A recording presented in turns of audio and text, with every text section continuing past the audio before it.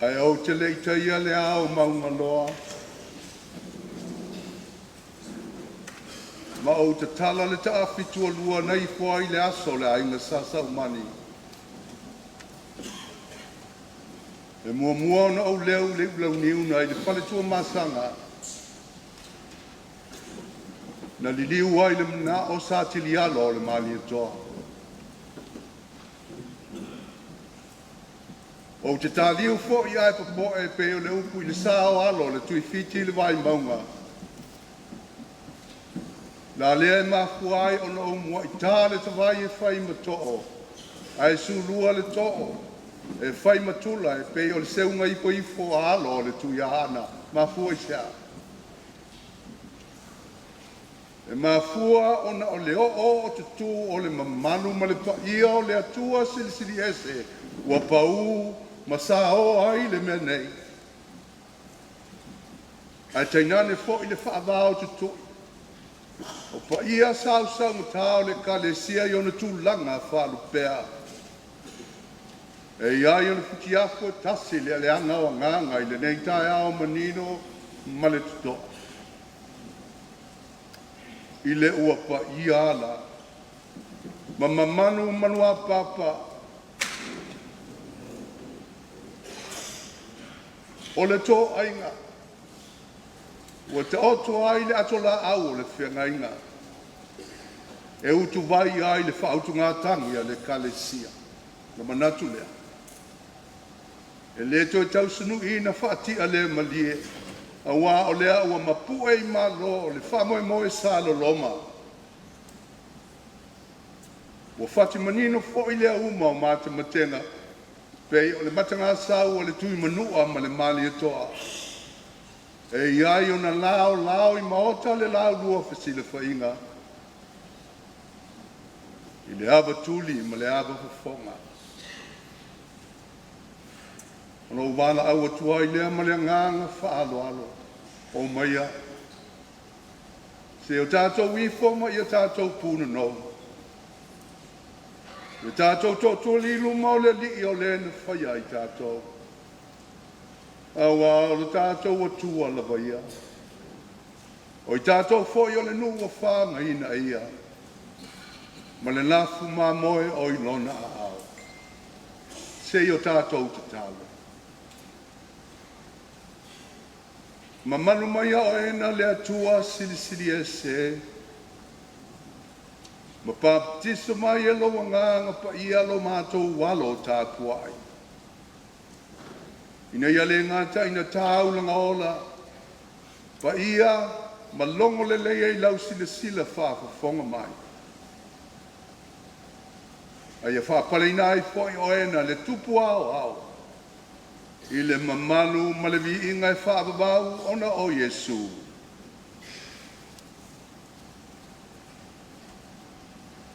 Tātou tāpua i le atua i le pese o le auto i nā atu e balu sifulu ma le lua.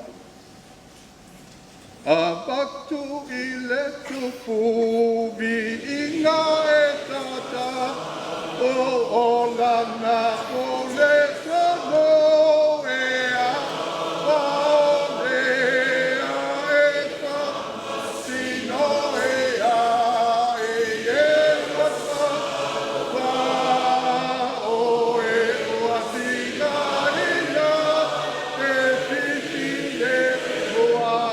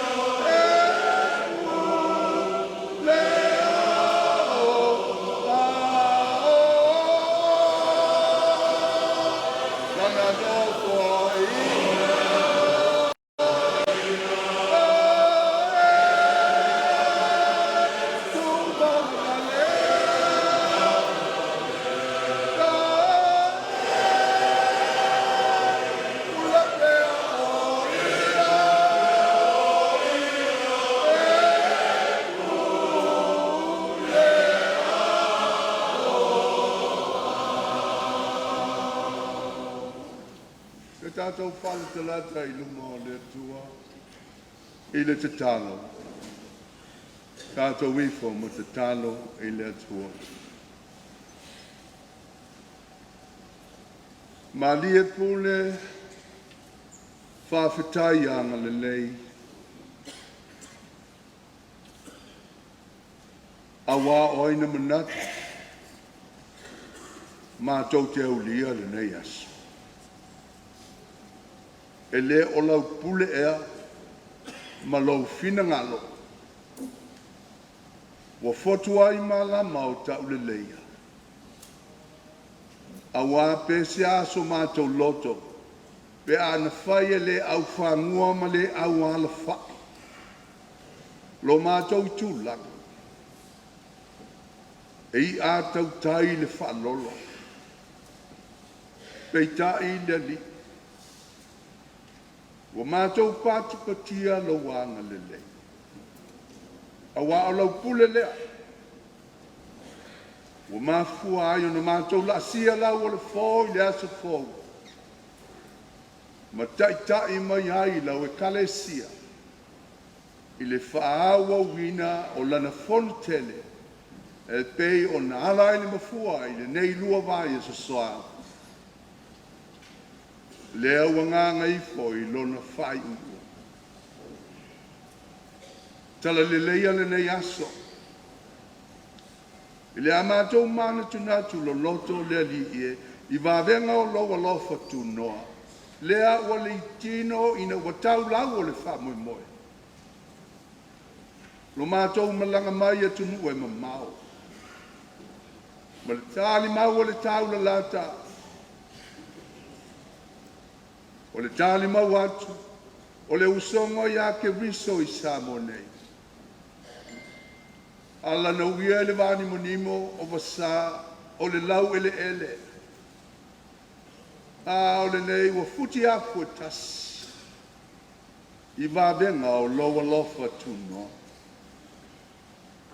E le ua tau e lau o le wha moe moe. Sa talo sia ma momoli o luma. Talu o ena le atua whaafafonga te talo. Le atua e malia ai o mātou mana o I mea le lei uma. O manatu I le ngā solo mai o lau kale sia I ta whae fia. Tainane si o mātou watu nune. Lea ua futi apu e tasi ilo na lau mua. O mātou whawhitai ai le li e. O I nātou o malawa na tofu sao. Na mawhai o na tau lau. O whamoe moenga na tālu sia. I le usu ia o le FONO TELE ala o e kale sia. O mātou manatua. Le ngā luenga whitale ofisa tutu tono o le FONO. I lona lau mua. Malona ofisa I tā malingi. Tā penanga SS. O le whaamao popoina. O le tāina. O le whaamatai tusina. O le tu whaatasia.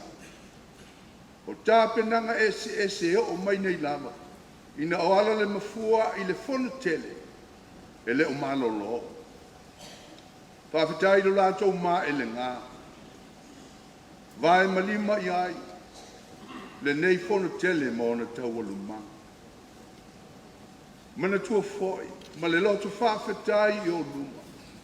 Le ngā luenga le lipule le kolisi mwhai aonga o manai o lātou whale tua. I le tapena ina o le ai. I lona whaamata ngofia ina. O le teu ina o malu ma potu FONO. Se iai, ma la e iai. Tau o manga o le FONO TELE. O manatua ma le loto whawhetai. E ngā luenga whita lo whea ngai manai au lotu e te pasi. I le ngā sese ina o tau mafu. O le tau asuina o la mātou vai e inu. O I lātou e muai. O nā la whai le sengi o le tae au. O toi tangata fo ia e malolo I fo. I lo lātou whaiva tautua. E le ngātai au lotu. O apitanga. A tainane fo I le lie. Le nofo te talo o si tau langa. Tui malo fi e ma whiula le ula e nā I o mātou a inga au lotu o lo whamuli ma mau mai. Ma tāpua ia le usuia o le whanu. Whaftai mo ofisa ese whalapo to. Pei oli leo ma lo nātou sao. O whale tūpe ma whalau tonga o le aupu e ata. Mai lātou lava le li e. Wa tofu sao mo le whataunu ina o mafua ai. O na liu tino whamoe moenga le lei. Na tu watu yo luma lo mātou matai. Mo le usuia o le nei whono te. Alea. I lona amatanga, mai le amatanga, le una ngā solo mai. E o mai nei lava. Le ai se mea e ngā se. Mana tua, le au whai lotu, ma le au whai pepa, I la mātou whaafetai. Ai mai se, o le lau o le whonu tele. Ma le whaafoina, o le whaatou whala inga la we kalesia e le whaingofia.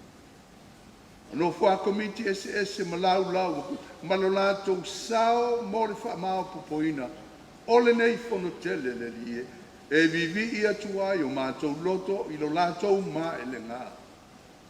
Na mafua ai o na tino le nei whamoe lo mātou matai. Whaafetai, a tonu o ieinisi o mamai o na mātou usunga FONO. Ai leise si oti. Po o manua tu ngā. O le whailonga o le MALUA fei, ma le MALUA o lo mātou wola tau wale vale. Ia ao anga le lei. O le atua o lo whamanu le tau au fianga la we kalesi. Maise. I le mātou wola tanga na saunia ke riso. Na maliwai o ia masui o I mātou wa o mātou o anga salapea. Whamau lalo la we kalesia le lia. A wae uina manino lo mātou wala uina. Ai whamea tai malai. Lo mātou tai tō tāsi, ma lo mātou tai tō alasi. I lau sila whanga. Tō ele lau e kalesia le lie. A wāwa le tūsta lo mātou wala awina. Ma le manu lau tio lo mātou wala awina. Ma o mātou winga whadia. Ma le whatinonga o a mātou whiau. A wā ua lai. Lo fina ngalo. Ona ua whaia o mātou loto. Ai tuu le mea te fina ngalo. E o ai lo sila mai. Te wana manga o le nei whonu tele. E manino lava I numa o lau sila whangati lo mātou. Le whapito o so mātou le mau. Lo mātou finau mawa ina ia tau o mātou manatu whapito.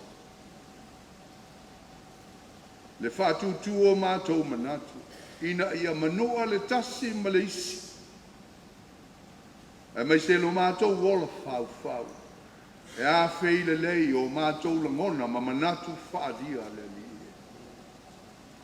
Lo fina ngalo ia pa ia lau e kalesia. Ai pangalea. Wa le whapa ia ina I mātou. Wa e walau ina I mātou ma whatuatua ina e. Whai ma ave tala. Whai ma fo ma. Le whai wa wha ma lolo. A iei sa loto. Peitai. Solo mua I mātou le maitinga ina. Ianga sala whisau wai o le nei o la. Solo mua I mātou ona sai tia I to tono o lau e kalesia. Le ala lea o lo mātou to ele. Sila mai ma lo fina ngalo whamangalo ma wha pale mai o ena le tamaa. O le na wala uina lo mātou whatau waa. Ma whamangalo I mātou. So soani mai ina ia toi susu e lo mātou. Tali tonunga ma lo mātou wala uina le mafuanga na e tō whia I mātou. E ui ina le aise sianga wa. ai le fai ma vaa mai po lau whaao ta. Toi whaao laola, lo mātou lua ia lofa mo oe le di. Ina ia tau lau. O lau e kalesia o le vaa mai po le whamalo longa. Pai na ia sa loto tangata i mai no tanga. O le angsal. Mātou te talo le li o lea ua whaifo. Tau manga o le usuia o le fono tele o lau e kalesia. Ui lava ina pipili tia ai mama. O lo mātou mana. Tai atu. Le usonga ia ke riso. I le taunu unga o lo mātou whamuina. Le so. Ao, ina whanga solo. Te wau fianga o le fono tele lau e kalesia. A fio mai lo wanga. E tai fono usi fono lo fono whaai u fono. Ina iai u ile vi inga o lo suafa mamalu lo mātou. Ia manuia le nei usu ngā fono. Ma ia mawhana whana i lātou wāla whai mai. I le whano noa. O lo i mata malinge. Ma le tangi au we i le nei tae au. Ia iai lo file mu. Ala mātou wāla au lea. Whaopopo i te talo wa le whaalewina o le loto o le tangata lawa ia tūsa o lofina ngalo e whaia lea. Ai awalava o mātou loto o na o le suafu mamalu o Yesu Kiriso lo walo ma lo mātou whaola. Amen.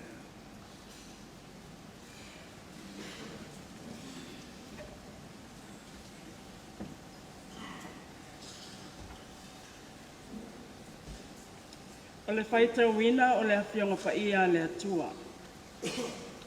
Tusi mai le whianga inga fōu. Mā taio inona mta o koe sifulu ma le tasi.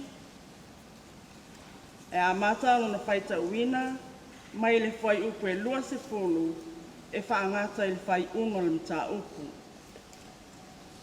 Mā taio inona mta o koe sifulu ma le tasi. A mata le whai tau le whai upo e lua sifulu. Whaangata mai i le whai unga o le mta upu. Tātou te whai tau wina pe lafo ai. Whaafonga ia i a whionga pa ia alo tātou walii. O na whaasai atu wai lea o ia i ai na whai ai le tele o na wawenga. A wāla ato te le i salamo.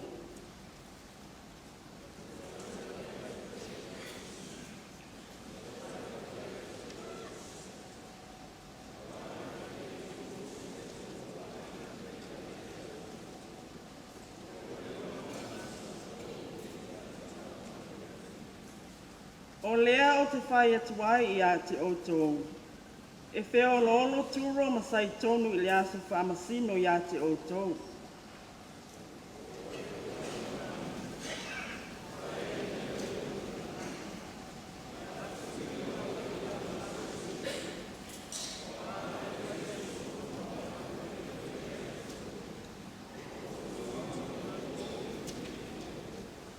O lea foi o te whai atu ai i a te outou. E whio lolo le nua so toma i le aso whamasino i a te oe.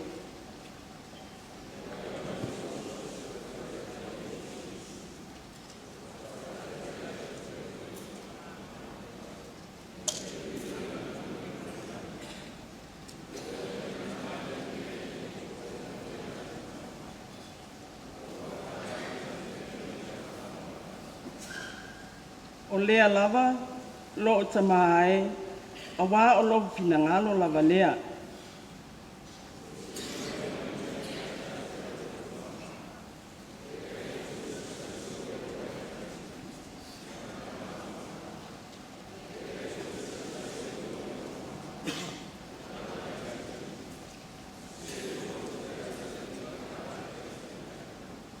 Ia o tō o mai i a te au.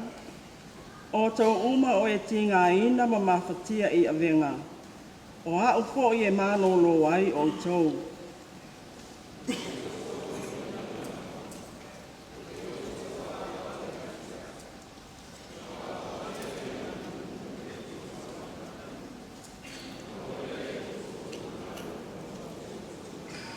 au wau le fai ko tolu sifulu au wa e ave ngo fie la uamo o la au ave nga foi e mama ia ia fa manuia tele mai le atua ka tātou fai tau ma whaalongolongo la na fionga fa ia le nei tai au e tu maua te pe ia te ia le vi inga le whamanu ma le whaamvau lava amene.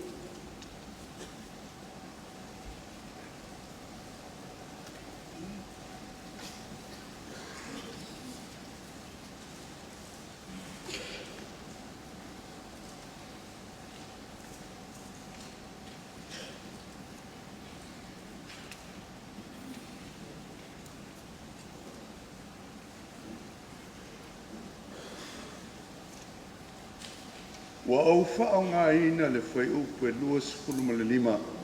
Ma le toi vaenga o le whai upu e lua sifulu ma le ono. Le tala le lei mātai o le sei whai tawina.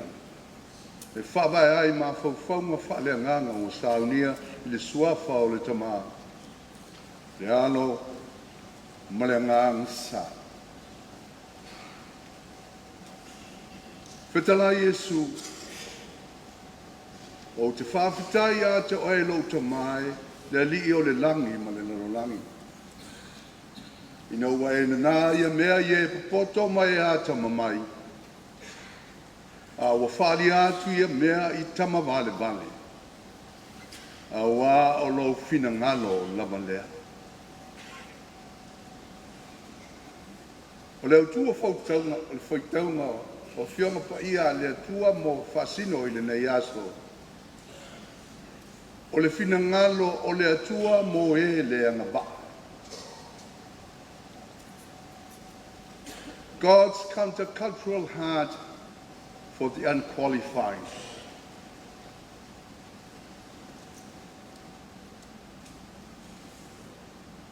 Ai mele tō whamanino.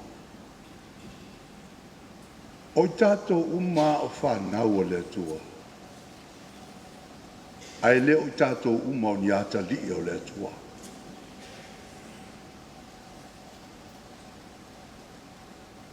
I lea whaila o lea. O lona winga i leo tangata uma e whao leina.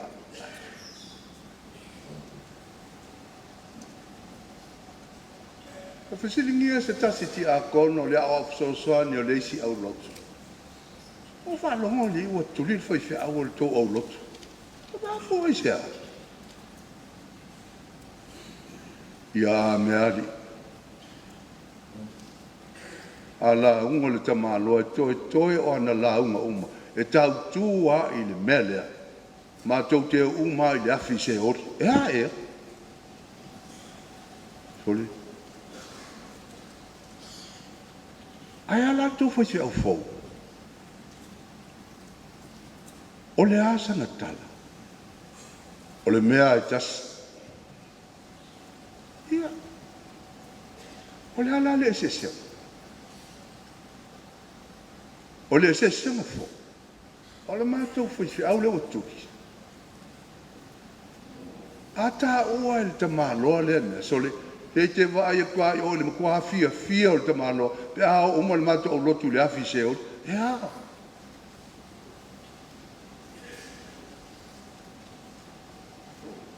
Au se mātou fwisi au la la iene. A tā ua le mea. E te iloa atu lava i ana fōlinga. Ma le ngangana lona tino. Lona matua mawhatia. Ma le tuia o lona loto pe a tupu lea mea. Patas, ma lana ngani e pese i o lo whape mai. E nā o le salamo. E lawe inai.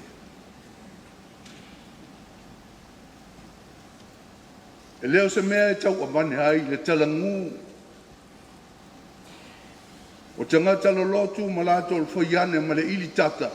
Wa malo losi tele la unga whaife au.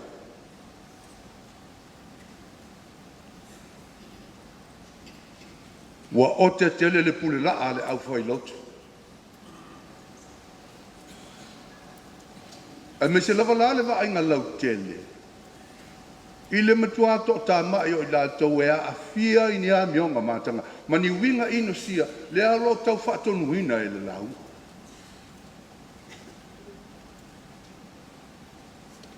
A te whita ua le mea. E le ai lama se whai launga e au te sili o na mana losia na launga e tusa malealii o Yesu.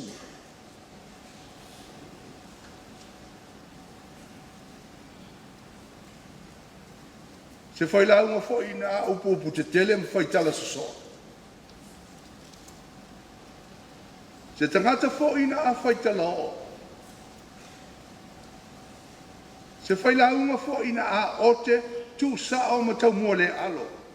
Ma le le tau a feifeia o ana la fonga. O lo leo tele mai. Le au whai e mga lia i le whenga inga fau. I le moni ma le whamaoni o le mea. Ai mai te lawala. I le whe umia i ngā le li o Yesu. Ma ta i tai o le lotu iutaia. O utau a ngata. O whanau a ngata whe ai.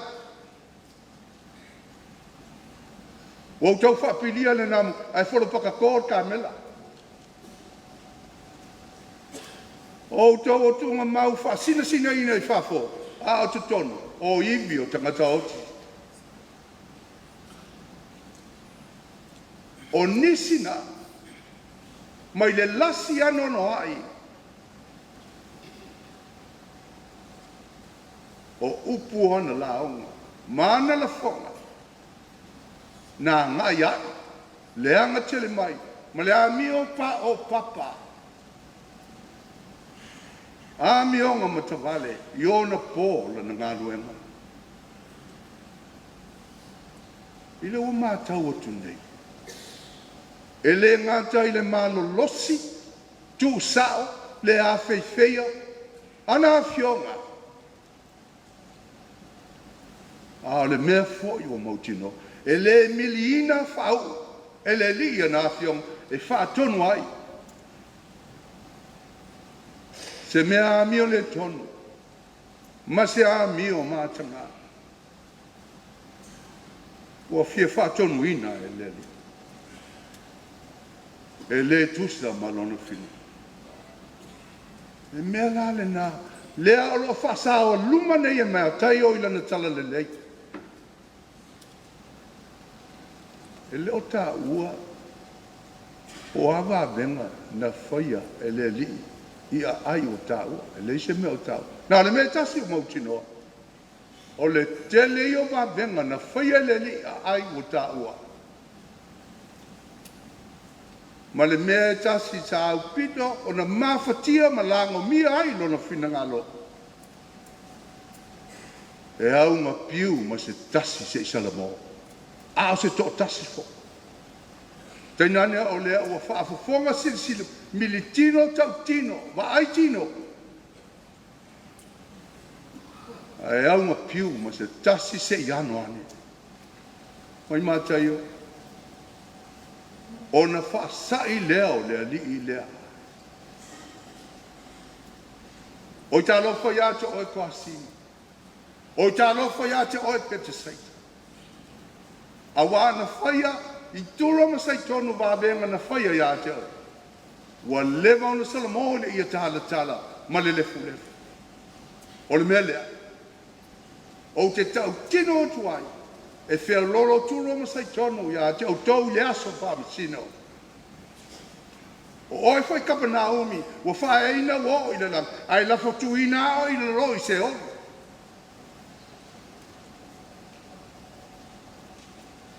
A wā na whaia so toma, wā venga na whaia ia te au tau. Po ua tu mau e o mai ona pona, o le melea. E whea lolo. Le nua so toma ia te o tau i Faamisinonga. Pea o mai le aso.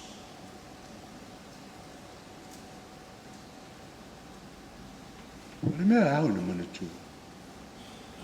E le se tangata le atu. E le whaavavau foi o le whina au le nganga o le atu o ma le tangata. Alta sia leo vai vainga. Mauinga ta tele, maua pea, maua soo, maua lava. i le tangata. O le whātauanga vale, ma le manatu mama.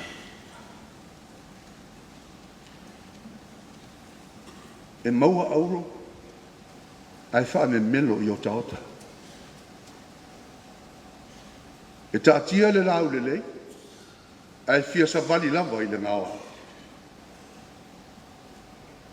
Ai mana tua fo i wha salanga wha le nuu, ma fio anga e masani aita, e amata lava i le mama.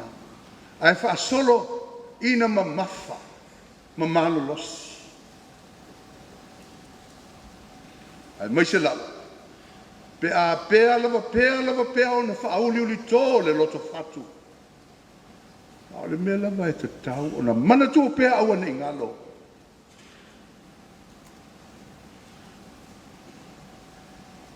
E le tiu tāla loa ala tātou te olai. Awala, a o ina so. Ai tu mau pea o na whaawa ma le loto maa. O lona winga, o le ngau o le ua. I le ua mātau atu nei, le whaasa ia le li o Yesu. E ui ina salalau tasi no na whinangalo mawhatia, ona o le whaatau o ngā vale ma le manatu mao ai ua tā ua. Ai le o se mea fau lea ia te. Awala, o le tūlanga whaano no lea, lea o lo whaafesa ngai pēr mai, a lea sa o luma mai ai. Le au rapi, tai tai o le lotu iutai, le au popoto, ma le au ata mamai e te mai, ma whaasanga tau mai a te ia. Ai se i vanga, nā tangata noa ma le tau aloa, tangata lau tele ma tangata whatau wa. O alo ane ma talia o ia. Ma o se wha alo la le leilea mo le li. E sufi ai le pe ia o lona whinangalo. Ma peise i. O le tua oi leo a whama mani no, ma fuai nei, o na langila ni vi, langila na whawhitai, e pei o na whawhitai. Ma whetalai. O te whawhitai ia te oelo te maa. Le li o le langi, malelolo langi. Ina wae na nā ia mea ie papoto ma e ata mamai. A wafari atu ia mea ie tama male vale. A wā o lau fina ngalo lava lea. E tūlai mai le fesili. O hele au papoto ma le au ata mamai lea na nāi e le li i mea. Ao ai tama vale vale le fina ngalo le li e whaali atu iai. Ao a foi mea. I te ulanga masani o le ulanga o masani ai tātou o le nātura po i lea. E fua lo tātou muli muli, ma lo tātou tali tonuina o se tasi po ni tangata. E whaata tau i o lātou tūlanga ma o lulunga. Ia pe umia foi le pule. Sa. I lātou o ni wali lea o ina i le poto ma le atamai. O le ma le lenga lea Yesu i nei. O lo ota oto ma nino mai ai. E le o le fina ngalo lea o le atua. I le whaatula nganga wha le tangata o le mea tau o le anga waa.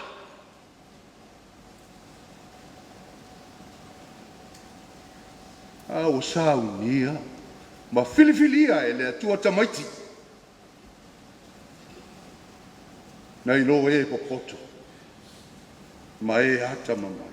Ai se le talia le malo le atua whapei o se tamaititi. E le sao tu lava iai. A wai whapei o i lātou nei, ua i le malo o le atu. Ale mele mai au ina manino, ma malama lama le lei. E le o tau wale ina. E le o tau whaatau wa ina. E le o whaititia foi e le li o Yesu. Le tau o le poto, ma le atamai, e le ai lava, le ai. O le poto ma le atamai o whaamau lunga. Le poto ma le atamai o whewhete. Le poto ma le atamai o fufula. o le papulenga o leli. A o ina filifu ea le poto ma le atamai, e le whaamaua lunga ma le loto fefete. O lona taunu unga whaanonoa, e le to e ano i le atua. Wa o le a whana whanau, le a mio sopolangi ma le whaua. O le a whetiti le fuaao ma le manatu mama. O le whasiri au pule fwoi ma le whai le maso, o le a le uma o na fuata. O lona winga. O matua tapu nia e le whamau lunga, awano uma i loa hai. Matalia ai ma le whaalolongo, le fina ngalo le atua. Ona se ilonga lea. O le fatu ma le natura whata mai titi, i le loto maulalo, ma le usi ta. I le whaalangolango ma le loto mama. Talitonu ma le teo fatuina o mea tutupu. Ona fatu ai loa lea ma whaalia i ai le atua. Mea tau lona whaavau ma lona malo. Anga e mawhai ona avea le kalesia. E mawhai whai ona avea le fontele. Ma no fuanga o le tau mia ma le sai tia. Wala. Ua whetoto ai le atapai ma le whaamaona. Ua whaafanga tua le songa ma le poto le amio tonga. Ua lai le alofa i le vaai maulano ma le manatu whataupa. A esi e le whetu iai le whialu whana. Mafua i sea. E mafua ona ua fōua e le whamau lunga. Ma le manatu whaasau sili le loto maulano. E le whaiwhi au sa whaafanga whao lana kolo kakaila.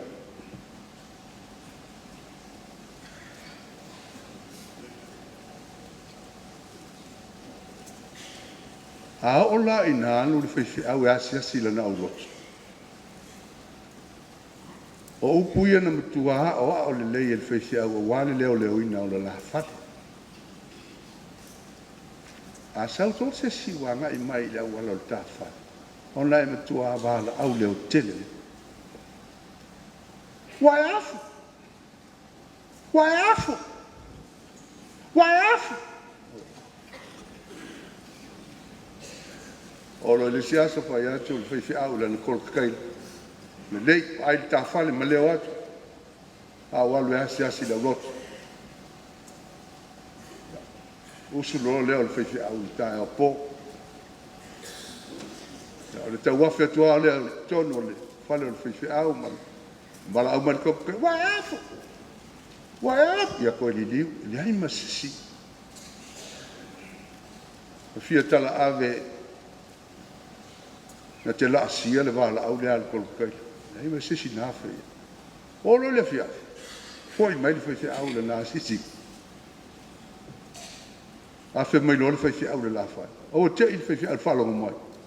O wala au le kele na tamu. Na kolo kai. Wai afu. Wai afu. Wai afu. Tu lo mo le fe au. E tu ala le whewhiau. Ala e sau le solo afo le kolo kaila. Le kolo kaila. Papel sa whiau. Ole. E mau ai le mea ma maa le kolo kaila ia. Li liu lo ma le kolo kaila. Oi ma le whewhiau. Li liu lo le whewhiau. Tu e fo. Whewhi. Li liu atu le whewhiau. Ai vai ma le kolo kaila. Kau pāpā ku kanga le pelau le whewhiau. O okay, le fai fiau fala mamai le vala o le kol kai. Ai afu. Ai afu. Ai afu.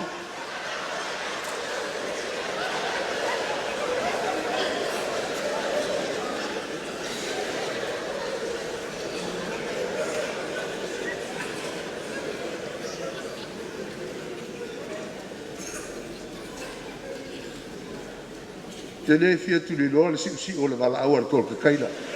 Wa o tatou ma o tangata a iafu. O le whamanatu. Ao ina tātou whaafanga whao le whaamawalunga. E ai oe. E toi ai oe. Te le tau whai atu o loa. Whola le tuspa ia mai le kene se o le whaalinga. I tala whaanonoa. O tangata whaasau sili. Ma le loto whaamawalunga. Ma le loto whewhete. A le fia whaamanatu lea al whai lau. A o te whaafanga whaoina le whaamawalunga. A wai toi ai oe.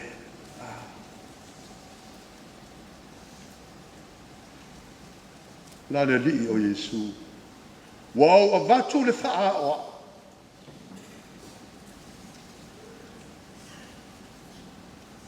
O ia na maa wha ola i e na tu lafo ina.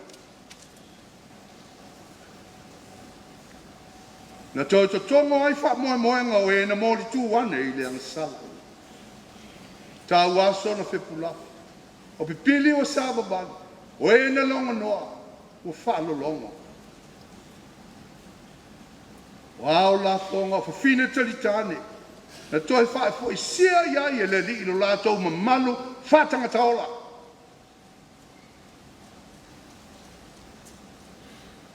La to na ino sia ma fa sino e sea. Na toi moe o la lo la to lo langi. O na ngalo enga fa malo lo. Ma le ngalo enga fa sa loto.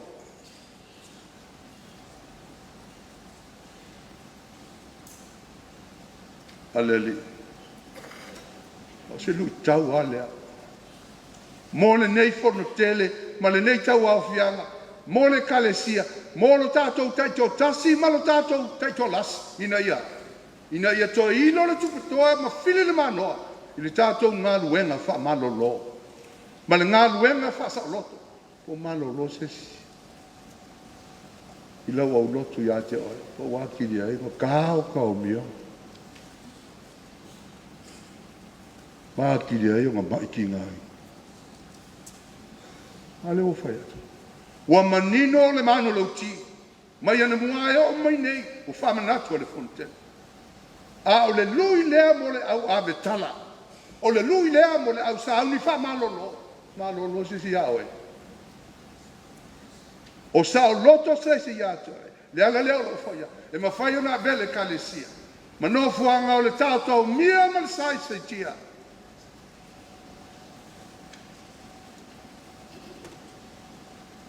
A tātou le matuana nofo i lalo. Ma fesili le matai o le ngālua. Ma Yesu o mai atea. O mai atea tātou te amoa whatasi le venga. Pala bilave nao le mea.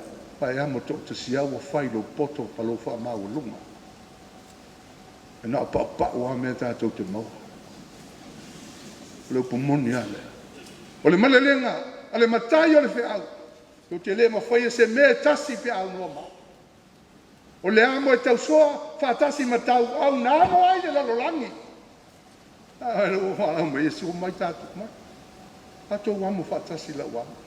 A wā o au le loto ma au lalo mo le anga manu. Na ma ole o tō le malo longa o tō wanganga. Ai waila. Pingo fia le formula.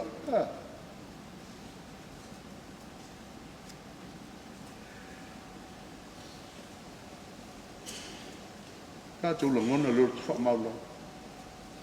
Tātou te toi su e ai lo tātou taito tasi. Malo tātou wala uina. I sālu vale le lau tā mua le nui. A whai se lui lea mo le fonte. E langona le whamaula lo tātou te toi o ifo ai. Le tafu e le sā tauro. Na amo le lalolangi. A wala ngā luenga whamalolo, ngā luenga whasalos. A wala alima taita ina, lana ngā luenga ma whainga whai unga le poto ma le tamai o Filipuea e le whamaulunga. O nā mea leo i tātou mai tūtino e wana nā ai le tua. O nā manuia malona wha. E mana o mia le whatu ma le nātura whata mai titi. Le whamalo longa, ma le ngā luenga whaola le kalesia. Le pei on sāua luma ai ke riso. mana whaasaolu mai na ai, le ala na ia ngāwe ina ai tātou. I lona soifua pa ia. Ono Iesu, tātou whaiu, pese se lau lua sifuru ma le 5. Ua whawhetai alofa mali ke wa la au i ua tina ena o mai ena o mai o e ua ma fatia